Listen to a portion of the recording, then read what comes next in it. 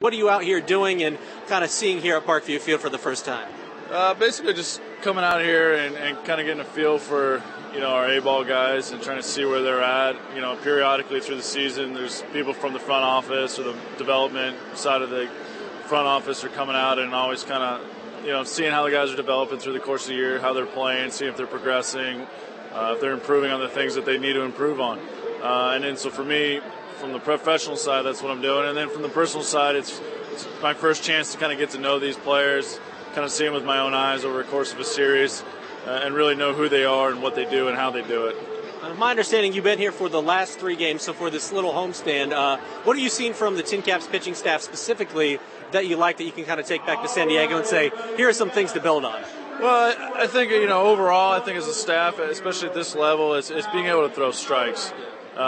Being able to get ahead, execute down in the zone. And then a lot of them are young and inexperienced, and so that's why they're here, and that's what they need to work on. You find out real fast, you make mistakes up in the zone, and no matter what level you're at, all the way down to high school, the balls get hit. So, basically, for the most part, the stuff's good. Everybody's got the potential to make their way up and climb the ladder. It's being able to execute consistently the pitches, over and over, and that's what separates the guys who make it versus the guys who don't.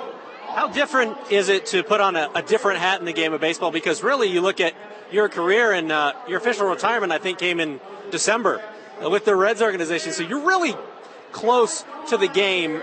What's that change of hat been like for you? Well, I mean, first off, I'm really fortunate that I was able to retire and then find myself right back with an organization in some capacity. It's a very a lot of baseball players every year are done playing, and there's very few jobs, and so I'm very fortunate to be back in it.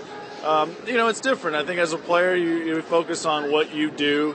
And then within the confines of the team game, but you're concerned about how you do it and what you do and how your results are. And from the front office standpoint, you're kind of taking a step back and you're looking at the big picture and kind of where all the pieces fit in the puzzle. And it's a big puzzle. And it's a jigsaw puzzle that has to get put together by 30 clubs year in and year out. So it's just kind of learning the nuances of analyzing everybody. Where's everybody fit and how does everybody play together. And there's a lot of moving parts, and it's a very fluid situation. So it's been pretty eye-opening for myself because there are things that you're not exposed to in your playing career. As a player, 2003, you bust in 18 wins, third in Cy Young voting for the Cubs. How frustrating was it? I know the health issues are something that people ask you about all the time, but how frustrating was that? And then what is your advice on the back end to tell some of these young guys about pitching with injuries and doing things like that to help expand their career? Well, it wasn't obviously what everybody thought it was going to be, or even what I thought my career was going to be. But it was a fun career, and it was a career that provided me a lot of fun events in my life and fun things to do. It's a year. I look back on it, and I'm grateful for the opportunity that I have. To be able to put on a uniform at any level, let alone the big league level, and play in the playoff games. And play at a high level, it's very gratifying but very humbling at the same time. And so I think my advice to anybody is don't take any day for granted. And I never did take a day for granted, but once it's taken away from you either by choice or by injury, you never get a chance to go back. So it's and have fun every day, play 100%, have some passion for the game, but enjoy what it is. Enjoy the game for the beauty that it is, and have a lot of fun doing it because you meet a lot of great people and you get to go to a lot of great cities. Final question as we wrap it up. Going forward, what is the future in the game of baseball for you? Not sure yet. That's fluid too. Like I said, I was able to get this job, and it's good for me because I get to be able to put my knowledge, kind of into the puzzle.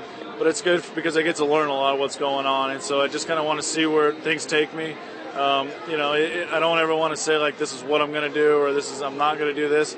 I just kind of want to see where life kind of takes me and where the game takes me. I have a tremendous passion for playing it. I have a tremendous passion for watching it and learning it. So I just kind of wherever my desires or my passion directs me, I think I'm just going to follow that. Anything else you'd like to add? No, it's beautiful ballpark. Had a lot of fun here over 3 days, and you can feel the energy and the passion for baseball. It was a lot of fun to come here to this city, and hopefully I get to come back soon.